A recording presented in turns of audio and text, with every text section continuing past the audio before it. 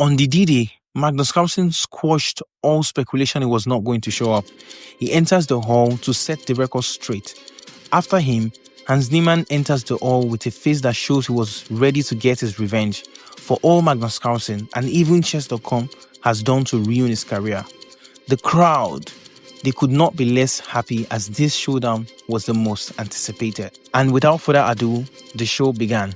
The opening part of the first match were standard openings. The two players contested for the center, unwilling to back down.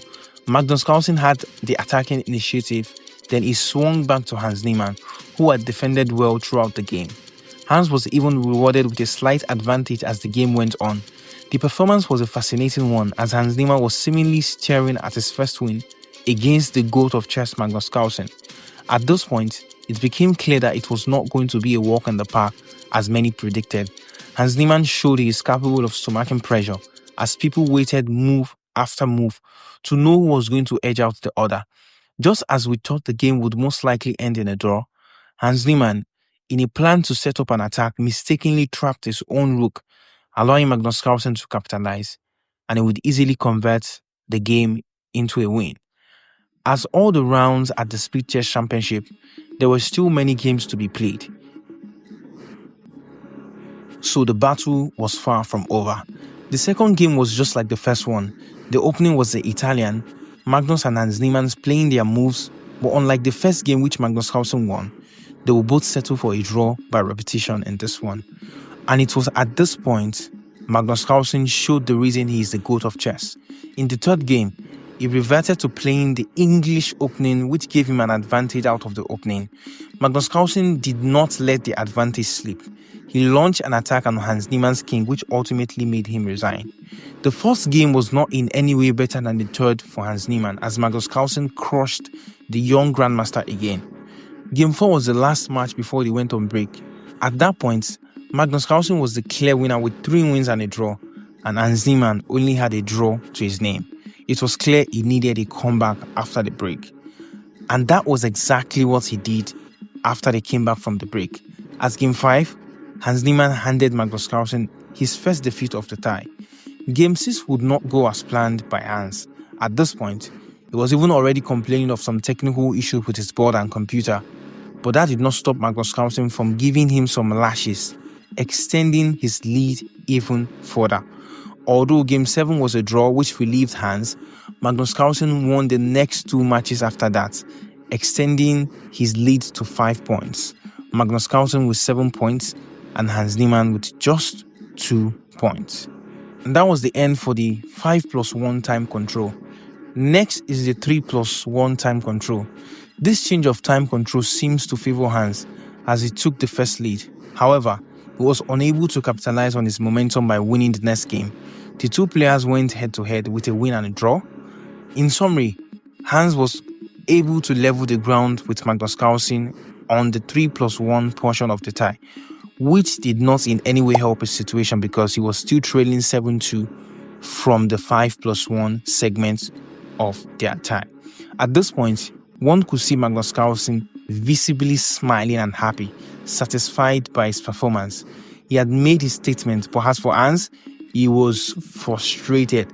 You could see it written all over his face. If he wanted a comeback, he would need to beat Magnus Carlsen by 5 points in the next round at the 1+1 format. As the clock ticked, it became clearer that his chances were 2, slim and none. To make matters even worse, in the bullet format, just when we thought he could not guess any badder for Hans Niemann, Magnus Carlsen won 5 times in a row, extending his lead from 5 points to 10 huge points. The implication of this was that Hans Niemann would not even have enough time to pull a comeback. They just had 10 minutes remaining on the clock. Not looking at any of this though, Hans Niemann played the next game with more seriousness and more fire within him and was able to blitz out a 5-win streak to reduce the deficit to just 5 points.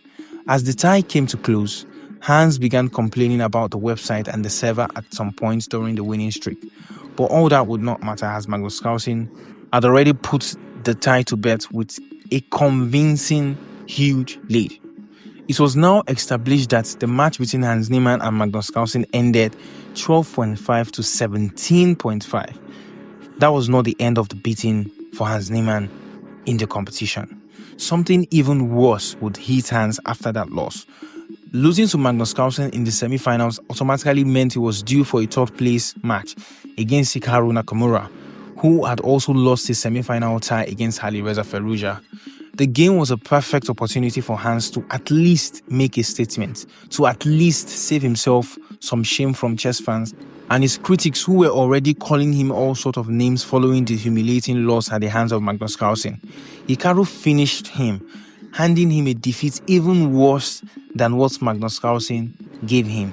The tie ended 21 to 9 points, Hikaru taking the huge lead.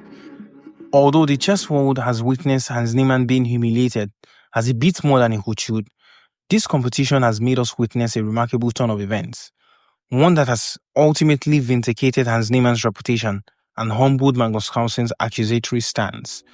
When Niemann defeated Carlsen, the world champion's shocking allegation of cheating sent shockwaves through the chess community.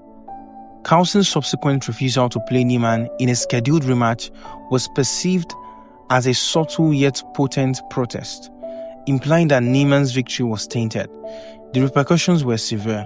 Hans Niemann's reputation was tarnished, and he faced a significant decline in invitations from tournament organizers. Some even questioned his Grandmaster title, insinuating that he had cheated his way into achieving it. However, Hans Niemann's recent performance in the tournament has been a resounding rebuke to his detractors. Despite being given little chance of success, he navigated the competition with remarkable skill, ultimately earning a semi-final berth against no other than Magnus Carlsen himself. This achievement is even more impressive given the intense scrutiny Hans Niemann faced, with many expecting him to crash out of the tournament due to his supposed inability to cheat. Hans Niemann's impressive run effectively silenced his critics and cast doubt on Carlsen's accusations. If Niemann had indeed been cheating, it is unlikely he would have been able to replicate his success in a high-pressure tournament setting. Instead, his performance suggests he is in fact a skilled and talented chess player who has been unfairly maligned. In a poetic twist, Niemann's journey has ultimately humbled Magnus Carlsen, whose accusations now appear misguided and premature. While Carlsen may have defeated Hans Niemann in their semi-final match, Hans Niemann's overall performance has restored his reputation and earned him a measure of vindication. As the chess world reflects on this saga, it is clear that Hans Niemann has emerged with his head held up high, his dignity intact, and his chess prowess on full display. That will be the end of the video for me, but I'm very sure it's not the end for you. I would love to know what you think in the comment section. Do you think Hans Niemann is a legit chess player? What do you think about the Hans Niemann personality and how it's going to affect chess generally?